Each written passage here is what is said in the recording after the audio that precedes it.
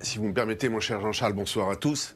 La première des nouvelles, c'est d'abord que le Golan va rester pour l'éternité aux mains d'Israël. Ça, c'est une nouvelle extraordinaire, une nouvelle magnifique.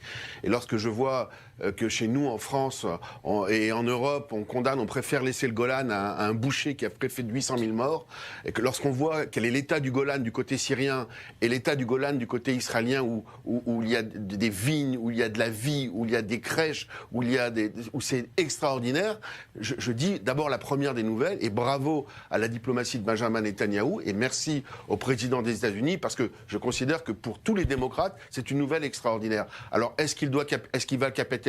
Je pense que les Israéliens ne sont pas aveugles. Je pense qu'ils voient l'état du pays, l'état au niveau économique. Un quart des ménages israéliens, soit 26% d'entre eux, vivent aujourd'hui sous le seuil de pauvreté. C'est ce que révèle une étude publiée ce jeudi par l'Institut Adva. Derrière ce chiffre, des spécificités communautaires se détachent. Si 13,2% des ménages juifs sont concernés, près de la moitié des ménages arabes entrent dans cette catégorie socio-économique. Parmi les juifs, les populations les plus touchées par la pauvreté en Israël sont les Éthiopiens, près de 23%, suivi des ménages originaires de l'ex-Union soviétique, 12,1%. Dans quelques jours va arriver le président du Brésil. Semaine après semaine, les ambassades sont transférés à Jérusalem. L'Afrique, les pays africains sont à la queue leu pour rencontrer les Israéliens. L'Inde, le Japon, la Chine, la Russie, c'est des succès extraordinaires. Après, ce sera aux Israéliens, évidemment, de juger. En tout cas, le bilan diplomatique, le bilan sécuritaire, je persiste à dire, ma collègue Avital parlait de sécurité, et moi je persiste à dire qu'il n'y aurait rien de plus facile pour un Premier ministre d'envoyer les troupes au sol et de rentrer dans Gaza, etc.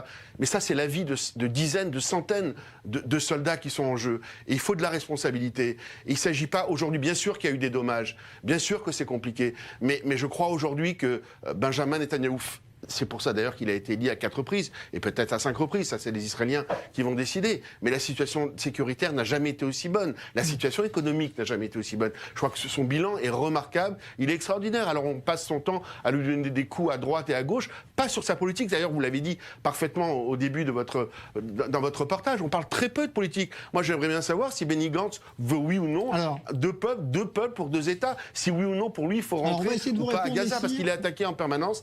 Et je crois qu'au niveau de ces résultats, ils sont extraordinaires. Alors, moi, j'écoute avec attention vos invités. J'ai écouté M. Navon, votre invité.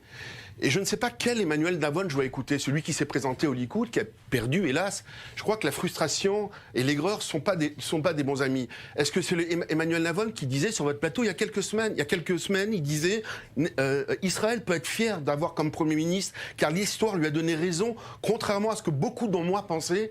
Et ça, c'est ce qu'il disait sur votre antenne et ce qui m'a tweeté. Parce qu'il postulait un poste et il n'a pas été nommé. Donc, moi, ce que j'appelle ça un petit peu en français, on appelle ça une girouette. D'aller un coup d'un côté, un coup de l'autre, selon